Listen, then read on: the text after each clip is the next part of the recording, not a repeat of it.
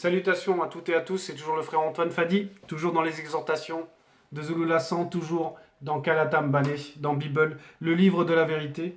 Et comme à notre accoutumée, nous allons aussi aller dans la page 433, donc de Bible, comme les frères, dans le livre de Bialaba Mounia, c'est-à-dire les proverbes. Le titre de ce livre, c'est la sagesse. Nous sommes au chapitre 15 et c'est la collection de proverbes sur la vie morale. C'est en plusieurs parties. Et dans ce chapitre 15, il y a cette continuité des proverbes sur la vie morale. Et c'est Mon là qui s'adresse à nous.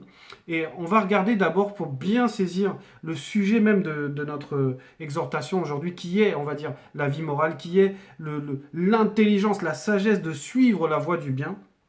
On va regarder d'abord deux définitions, la définition donc de proverbes et la définition sur la vie morale. Les proverbes, c'est quoi? De manière générale, ce sont des formules présentant des caractères stables, souvent figurés, exprimant une vérité d'expérience ou un conseil de sagesse pratique. Comme vous le savez, il y a plein de types de proverbes, même on va dire selon la culture des endroits. On va voir les proverbes, comme ils disent, africains, on va voir des proverbes celtes, on va voir différentes choses. Voilà. Mais là, on va voir les véritables proverbes, c'est-à-dire ces paroles qui sont issues du verbe de Loba, parce que ce personnage exceptionnel qui est Mon, lui a pénétré quelque chose et c'est pour ça qu'on a le fruit de cette expérience, c'est pour ça qu'on a autant de conseils de sa part, parce qu'il a pénétré quelque chose. Et on va regarder, parce que maintenant on va regarder la définition sur la vie morale, parce qu'il y a les proverbes, ce sont donc des phrases qui ont pour but de nous apporter un conseil, de nous faire partager une expérience. Et maintenant c'est sur la vie morale. Et c'est quoi la vie morale? Dans sa définition, c'est la science du bien et du mal, point virgule, théorie de l'action humaine soumise au devoir et ayant pour but le bien. Donc, la vie morale, ça a pour but le bien et c'est la science du bien et du mal. Et cette science, en gros, c'est pénétrer, c'est capter les fréquences de ce qui est bien et de ce qui est mal. Et c'est ce que Mon a, on va dire, a eu la grâce de vivre, en fait. Et pour comprendre, en introduction, on va aller dans le livre de Kiniero par rapport à son histoire, à Mon. C'est page 207. Et on va lire un passage, donc c'est le verset 11, dans le chapitre 4, le verset 11, où il est dit ceci, et c'est Mutatedi qui s'adresse à Mon après que Mon ait prié, et que Mutatedi souhaite l'exaucer. Voilà ce que Mutatedi, qui est l'entité qui guide les initiés, qui les intronise. Verset 11, « Je donnerai à ton esprit la sagesse avec un S majuscule et l'intelligence avec un I majuscule, virgule. Une science avec un S majuscule, issu de l'un des fruits de l'entité connue sous le nom de l'arbre de la science du bien et du mal avec des majuscules, virgule. De telle sorte qu'il n'en aurait jamais eu, après Moto, virgule, Mouto, et ce connu qu'il ne se lèvera jamais plus après toi, virgule, une autre personne dotée d'une telle sagesse et intelligence avec des majuscules, virgule. Verset 12, excepté les deux êtres qui viendront chacun à leur tour naître dans la condition du visible parmi le peuple Sawa. Point. Et le deuxième être, c'est celui qui est avec nous, c'est Zulu Lassan. Mais si on reste sur ces propos-là exceptionnels de Mutatedi, voilà, ici Mon va pénétrer quelque chose de très profond. On va parler de cette science-là, voilà, qui est issue du fruit de l'arbre de la science du bien et du mal. Parce que c'est là où ça démarre, en fait. C'est la source, c'est la base. Parce que, on va dire, tout homme qui naît aujourd'hui, là, est impacté par ce fruit-là de la science du bien et du mal, mais dans le sens de la désobéissance. C'est pour cela qu'il y a la souffrance, c'est pour cela qu'il y a des comportements qui sont immoraux. C'est parce qu'il y a eu cette désobéissance par rapport à ce fruit qui a été mangé. Mais lui, Mon, lui, va avoir une autre facette de ce fruit, et c'est cette facette-là qu'on retrouve en fait dans les paroles de proverbes, en fait. C'est dans ces paroles de sagesse, dans ces conseils, c'est ça qu'on retrouve. C'est cette science-là issue du fruit. Parce que cette science, elle est bonne. Pourquoi? Parce que, comme on l'a vu dans la définition de la vie morale, le but, c'est le bien, en fait. Donc ici, Mon exhorte le lecteur, nous exhorte, nous, à suivre la voie du bien. Et on va commencer à partir du verset 8 où il est dit ceci. « Les pensées des méchants sont en abomination à Mundima Bekok » il s'est dit, virgule, mais la prière des hommes droits connus lui est agréable. Le lui, c'est Amundima Beko qui s'est dit point. Donc dans ce verset 8 ici, Monmon nous explique un fonctionnement qui est en fait qui est parfait. Parce qu'il commence en disant ici les pensées. Et pourquoi il va parler des pensées en fait? Parce qu'il faut comprendre qu'avant l'acte, il y a la manifestation de la pensée. En gros, la pensée va représenter l'intention. Et déjà, dans l'intention, il y a un jugement. C'est pour cela qu'on nous parle de Mundima Beko qui s'est dit. Et ça, c'est lié au verset 7. Parce que dans le verset 7, on nous parle de la conscience du cœur en fait. Et dans la conscience du cœur, il y a ses pensées en fait. Et ça, c'est très important de le souligner en fait. Et vous allez comprendre pourquoi. Les pensées des méchants sont en abomination à Mundima Beko qui s'est dit. Oui.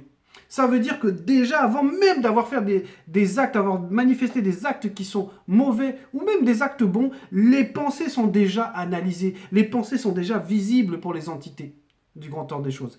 Et on va prendre cet exemple, on va aller dans un des exemples les plus forts qui existent. On va aller dans... Wanja, dans le livre de Ésaïe, qui est donc un peu plus tard. Voilà, Wanja, on va dans le chapitre 14. Wanja 14, et on est page 503, dans les versets 13 et 14. Voilà ce qu'on va lire. Voilà. C'est l'histoire de...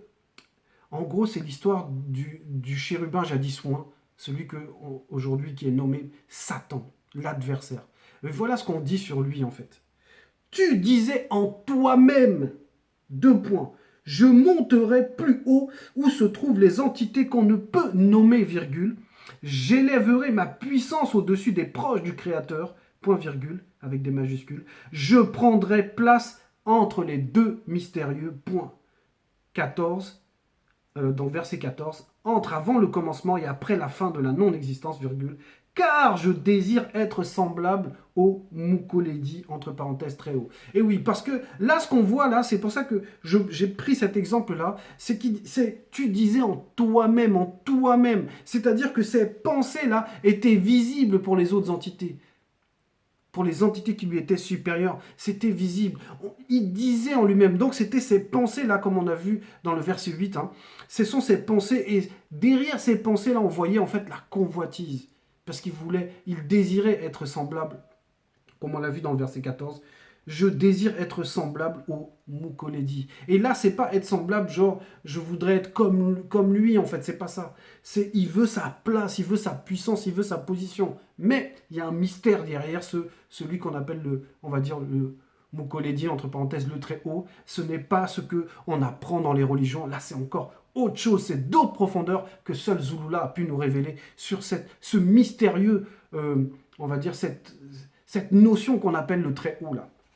Mais nous, on revient dans notre passage, donc dans le page 433, dans le livre des proverbes, de la sagesse, la collection de proverbes sur la vie morale. Dans ce verset 8, on nous explique que les pensées des méchants, et c'est pour ça que j'ai pris cet exemple, parce que lui, ça a été le premier méchant.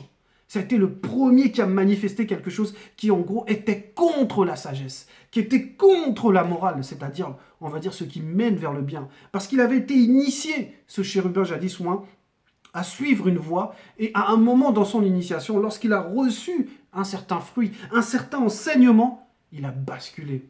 C'est pour ça qu'ici on nous dit là que c'est dans les pensées des méchants. Ça veut dire que les pensées des méchants, celui qui médite le mal, celui qui pense le mal, il est déjà en jugement en fait. Parce que, comme on le dit, sont en abomination à Mundima Beko qui s'est dit. Et quand quelque chose est en abomination par rapport à une entité, il est déjà jugé, il est déjà en jugement, il est déjà en condamnation. Parce que ça déplaît aux entités. Parce que les entités représentent le bien. Donc, en face là, ces pensées-là négatives du méchant, c'est de l'anti-vérité.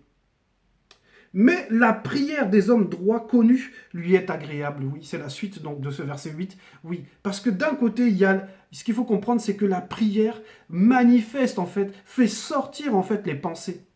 Donc celui qui prie selon le verbe va exposer ce qui ne va pas. Et ça plaît au verbe de Loba, ça plaît aux entités, parce que la prière, c'est une conversation consciente. Dans la prière, il y a un désir de vouloir faire le bien, il y a un désir de s'appuyer sur autre chose que sur ce qui nous fait souffrir.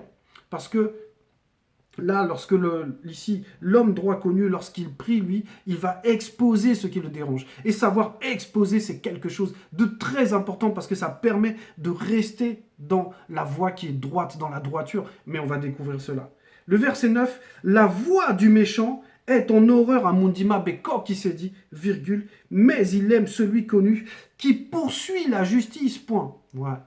Parce que, comme j'expliquais, par rapport à la manière d'une personne connue qui va prier, en gros, dans sa prière, elle va chercher à sortir de ce mal, à se débarrasser de ce qui lui fait mal, et en ça, elle poursuit la justice. Et on nous explique encore que la voix du méchant, parce que après les pensées, maintenant, on va dire, il y a le déplacement. Parce que la voie, c'est un chemin qu'on suit, en fait. Et là, même sur ce chemin négatif, il y a les entités qui sont là. Les entités observent cela. Les entités savent cela.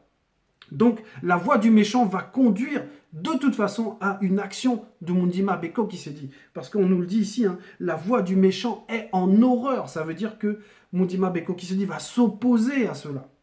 Est en horreur, Mundima Beko qui s'est dit, virgule, mais il aime celui connu qui poursuit la justice. En gros, là, le comportement qu'on nous montre, là, c'est le comportement de celui qui va dans une voie qui est contre la morale et celui qui persévère dans la voie qui est morale, en fait. Et on voit que les entités agréent, en fait, le comportement de celui droit connu.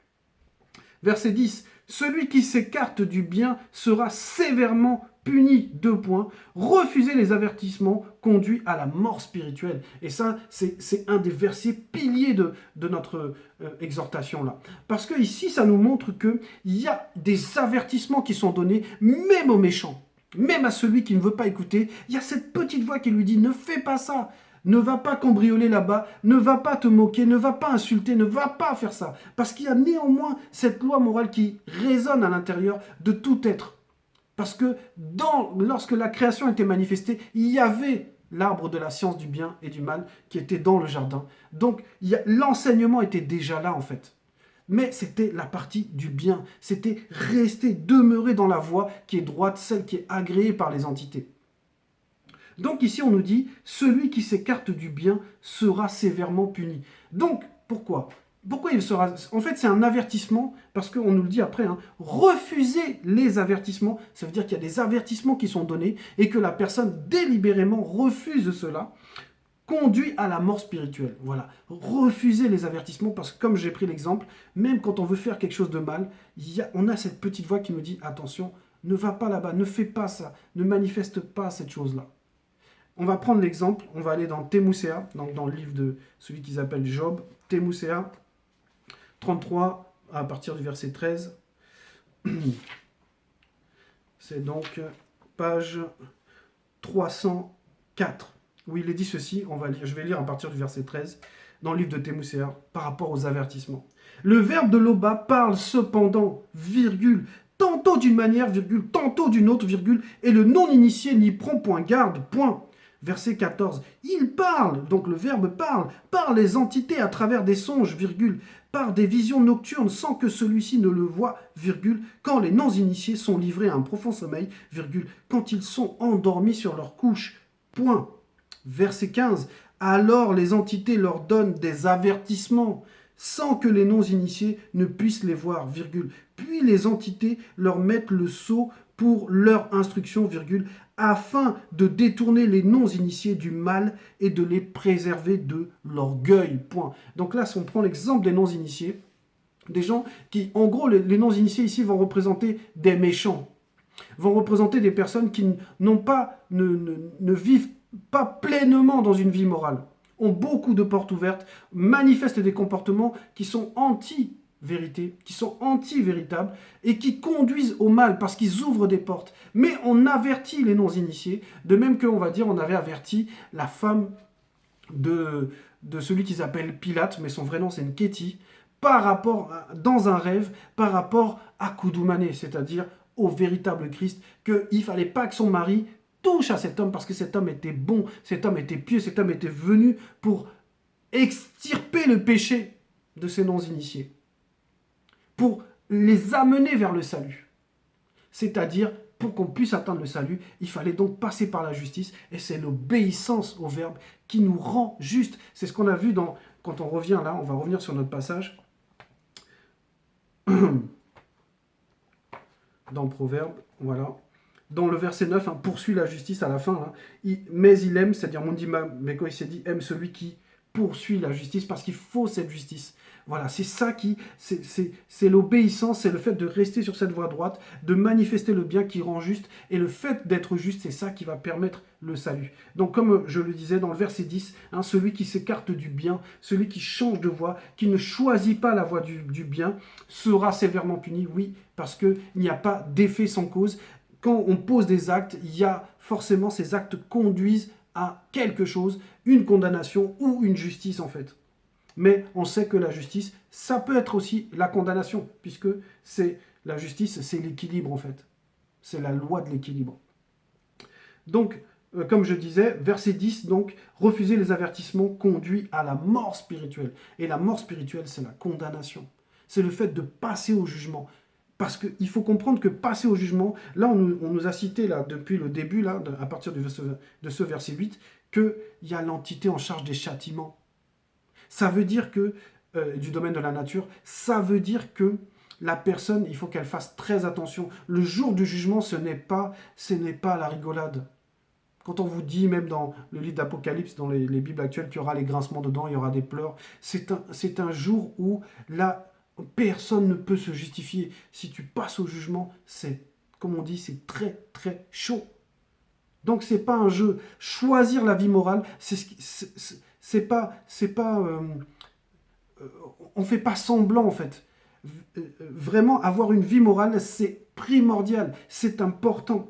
Verset 11. L'aube sait ce qui se passe, même au fond du monde des ténèbres, point virgule, à plus forte raison connaît-il toutes les pensées de l'homme, point. Donc il sait comment, on va dire, comment sa créature est, parce que l'Oba est le créateur. Et quand on est créateur de quelque chose, si moi, par exemple, je fabrique cet ordinateur qui est devant moi là, ça veut dire que j'ai la connaissance de tout ce qui se passe pour lui, de comment il fonctionne, comment il réagit quand j'appuie sur telle touche ou quand je débranche tel câble, tout ce qui le concerne, je le sais déjà. Et c'est ce que veut dire en gros ce verset, mais on va aller un peu plus en profondeur par rapport à ça. Donc dans le verset 11, l'Oba sait ce qui se passe, même au fond du monde des ténèbres. Ça veut dire que même, on va dire, que ça soit dans l'océan ou que ça soit même dans le monde occulte, il n'y a rien qui échappe au verbe de l'Oba. Rien, tout est, on va dire, connu par le verbe. Et comme je disais, on va rentrer dedans, on va aller voir. On va retourner donc dans le livre de Thémoucéa. Donc on était page 304 donc, tout à l'heure. Et maintenant on va aller dans Thémoucéa, le chapitre 34, c'est d'ailleurs le chapitre qui suit celui de 33 où on avait lu. Et on va lire à partir du verset 20. Donc, et c'est page 305, Thémoucéa 34, verset 20, où il est dit ceci. Il n'y a ni ténèbres, ni ombre de la mort, virgule, où puissent se cacher ceux qui commettent l'iniquité. Point. Donc on nous explique, comme il était précisé par rapport aux ténèbres, voilà, il n'y a ni ténèbres, ni ombre de la mort. Il n'y a rien qui peut faire en sorte que le Verbe ne connaisse pas ce qui importe à la créature, ce qui concerne la créature. Verset 21. L'Oba n'a point besoin d'observer, virgule, pour qu'un non-initié, virgule, un blanc et un sang-mêlé tombe sous le jugement du Mundima Beko qui s'est dit, point, virgule. Dans son courroux divin, virgule, Mundima Beko qui s'est dit, brise les grands sans information, virgule, et il met d'autres à leur place, point. Donc on nous montre ici, là, que l'Oba, il est au-delà de l'omniscience, au-delà de l'omniprésence. Là, l'Oba n'a rien à voir avec le Dieu des religions, qui lui a besoin de descendre pour vérifier si les cris de Sodome et Gomorrhe sont réels. Ce Dieu-là qui est exactement comme sa créature, faisant l'homme à notre image. Et dans Genèse 6, il regrette d'avoir fait l'homme. Donc en gros, ce qu'il y a dans l'homme, c'est aussi ce qu'il y a dans lui. Voilà, et là vous voyez qu'il y a un parallèle fort entre la créature et le créateur. En fait, le créateur a les attributs de la créature on va dire, dans les Bibles actuelles. Alors que là, on vous montre que ça n'a rien à voir. L'Oba est au-delà de tout ça. Il n'a même pas besoin d'observer. Il n'a même pas besoin d'attendre que ça se produise, on va dire, dans notre plan à nous pour Savoir, Loba est au-delà de toutes ces notions. Et son verbe est omniscient. C'est pour ça que peu importe la profondeur des pensées, ce qu'on veut cacher dans notre tête, ce qu'on cache dans notre cœur, tout ça c'est déjà visible pour les entités, tout ça c'est déjà visible pour le verbe. Donc c'est même pas, on parle même pas là ici de ce que Loba, on peut même pas dire que Loba sait ou Loba connaît parce qu'il est au-delà de tout ça en réalité, puisqu'il est le créateur. Donc comme j'ai pris l'exemple avec l'ordinateur, tout le fonctionnement, toutes les réactions, il sait déjà. C'est pour ça que quand on revient là, dans notre verset, on nous dit que à plus forte raison connaît-il toutes les pensées de l'homme. Donc il sait tout ce qui me chagrine, il sait tout ce qui peut me toucher, tout ce qui peut me déstabiliser, il sait aussi tout ce qui peut me renforcer. Et ça pour nous tous, pour toutes les créatures, les animaux, peu importe les éléments, il sait tout ça. Donc il connaît les pensées profondes de l'homme, il sait ce qui peut toucher l'homme, il sait ce qui peut affecter l'homme. Verset 12. L'arrogant n'aime pas les critiques, point virgule. Il ne consulte jamais les sages, point. Voilà. Donc, alors que là, on nous dit que Loba, c'est tout. C'est-à-dire qu'en gros, son verbe qui est omniscient, même omnipotent, son verbe qui est illimité en termes de puissance, voilà, qui régit toute la création, qui la stabilise parfaitement, complètement, on nous dit ici que l'arrogant n'aime pas les critiques. Ça veut dire que l'arrogant, il n'aime pas le fait qu'on lui dise ce que tu fais là c'est pas bien ou tu devrais plutôt faire comme ça. Voilà. Il ne consulte jamais les sages. Ça veut dire qu'il ne s'appuie que sur lui-même. Il ne va pas vers la sagesse. Alors que, en gros, le Verbe connaît tous les états de l'homme, connaît tous les états de sa mentalité, de sa morale. Il connaît tout ça, tout ce qui peut affecter l'homme. Au lieu d'aller demander conseil, l'arrogant, lui, va rester sur sa position. Et on va prendre un exemple fort, parce qu'il y en a eu des exemples, même de personnes qui étaient haut placées. Par exemple, les rois, il y a eu des rois qui ont eu des comportements, et on va prendre cet exemple-là. On va aller dans le livre on retourne dans le livre de Kiniero, et on va dans le chapitre 31. C'est page 226.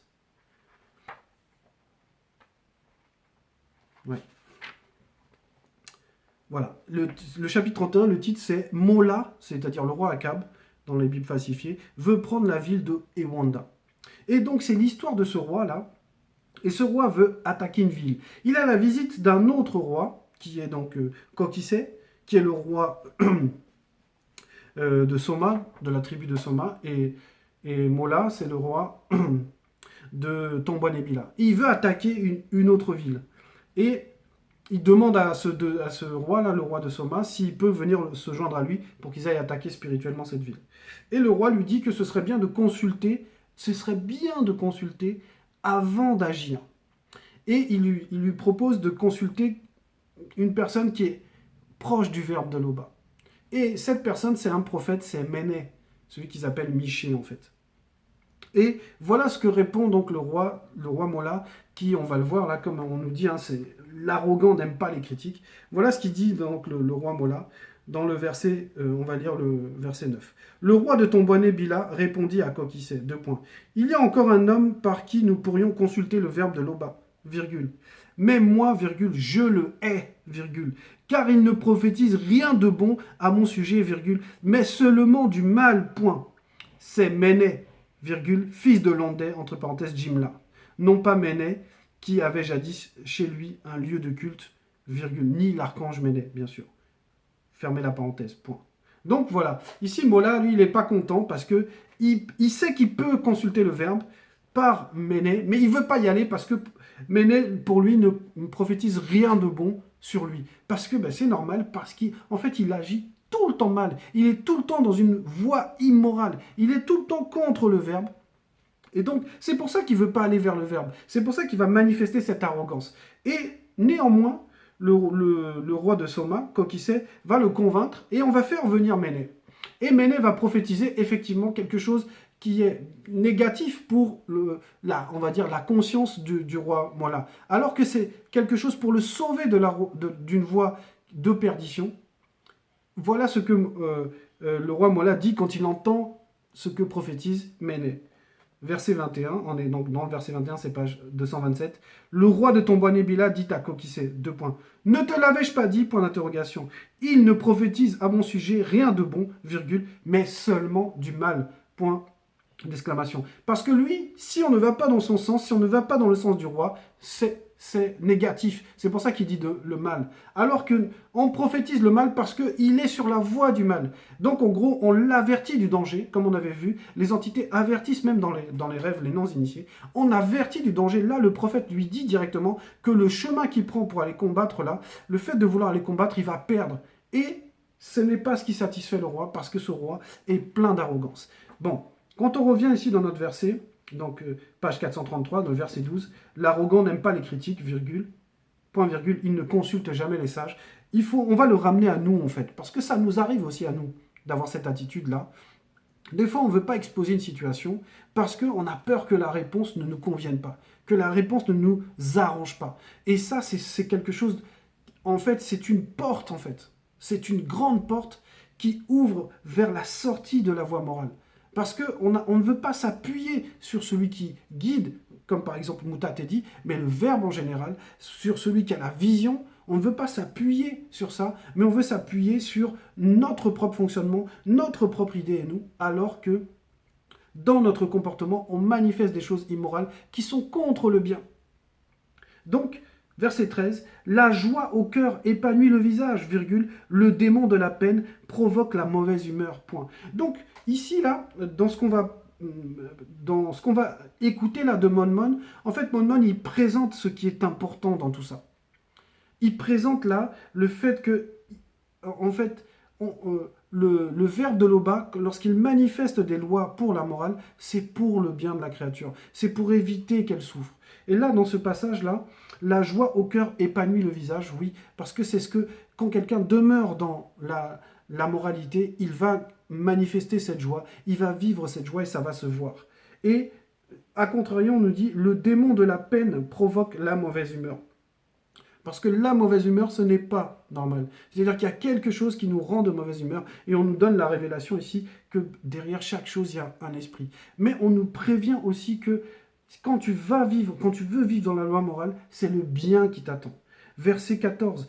Qui a l'esprit sage désire s'instruire, virgule, tandis que la bouche des hommes stupides se nourrit de folie. Donc on nous montre encore qu'il y a cette séparation entre le bien et le mal. Il y a celui qui a l'esprit sage, lui, il va désirer l'instruction. Il va désirer instruire, c'est quoi? Ça veut dire être en capacité d'écoute, c'est-à-dire recevoir, et recevoir, ça veut dire quoi? En gros, ça veut dire obéir. Ça veut dire que c'est quelqu'un qui se met sur la bonne voie, qui suit la voie qu'il entend, qui le guide. En gros, tous les enseignements que Zulula déverse dans cette réalité, ce sont des guides en fait. Ça nous amène vers une façon d'être, une façon morale d'être, une façon spirituelle d'être, et même une façon physique d'être. Voilà. Mais là, donc l'esprit sage, lui, celui qui a un esprit sage, il va désirer s'instruire. Il va désirer écouter la sagesse, le discernement. Alors que la bouche des hommes stupides, donc l'homme stupide ici, la stupidité en fait c'est le contraire de la sagesse. Et la stupidité ça représente la méchanceté. Donc l'homme stupide se nourrit de la folie. Et la folie, c'est l'absence de raison. La folie c'est l'absence de raison. Et on va découvrir pourquoi là je dis l'absence de raison, parce que c'est expliqué aussi dans la suite. Le verset 15, « Le malheureux vit sans cesse dans la peine, virgule. L'homme heureux vit dans une fête continuelle. » Donc c'est toujours des paroles de moralité. On nous dit ici, le malheureux vit sans cesse dans la peine. Ça veut dire que le malheureux, c'est celui qui ne connaît pas le bonheur, parce qu'il y a mal et heureux. En gros, heureux, c'est le bonheur, et mal, c'est parce qu'il fait le mal. Donc, quelqu'un de malheureux, le malheureux vit sans cesse dans la peine. Donc, il peut y avoir des malheureux qui ne sont pas, on va dire, qui font pas forcément le mal, mais qui sont des victimes. Mais c'est pas là de ça dont on parle. Le malheureux vit sans cesse dans la peine, virgule. L'homme heureux vit dans une fête continuelle. Ça, en gros, ce que ça veut dire, c'est que vivre dans la loi morale, suivre les enseignements du verbe, vouloir de la sagesse, vouloir de l'intelligence, donc comme on l'a vu tout à l'heure, qui a l'esprit sage, désire s'instruire, en fait c'est bon pour l'homme. Ça lui permet de rester dans ce bonheur, dans cette fête continuelle. Verset 16. Mieux vaut avoir peu et être soumis au verbe de Loba que posséder beaucoup et vivre dans l'inquiétude. Oui, et oui, c'est tellement, en fait, c'est tellement logique que le véritable trésor n'est pas les biens matériels, n'est pas une situation, n'est pas de connaître plein de gens, etc. Et tout. Non, c'est pas ça en fait. Le vrai bonheur, c'est la soumission au verbe de Loba. Voilà. Et ça vaut plus que de posséder, comme on le voit là, de posséder beaucoup et de vivre dans l'inquiétude. Et maintenant, c'est quoi vivre dans l'inquiétude? Bon, pour comprendre, donc là on est au verset 16. On va aller dans le livre des Sombets.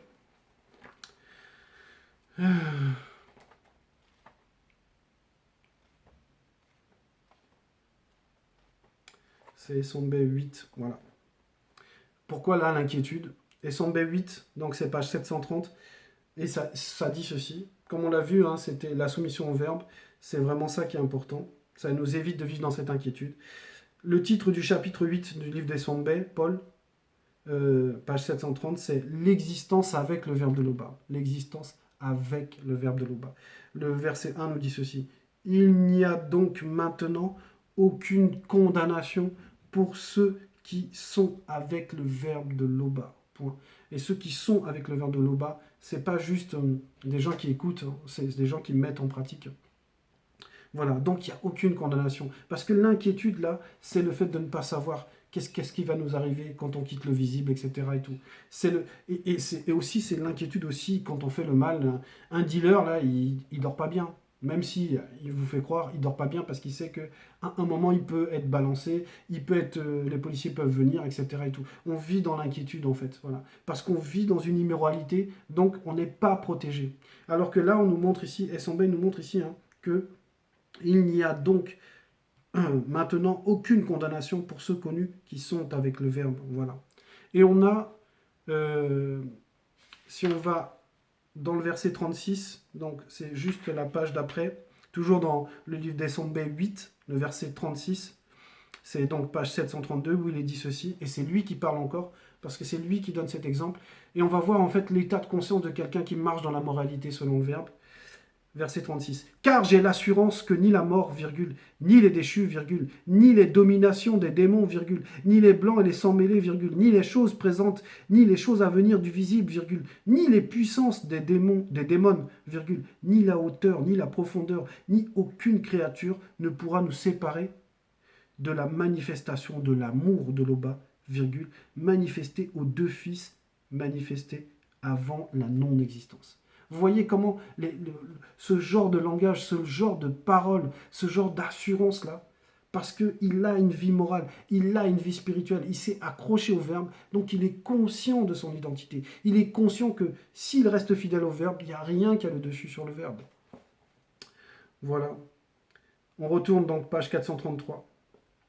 Verset 17 cette fois. Mieux vaut un plat de légumes préparé avec amour qu'une viande savoureuse assaisonnée de haine. Point. Oui, l'amour a plus de vertu, a plus de valeur que la haine en fait. L'amour amène beaucoup plus de récompense que la haine.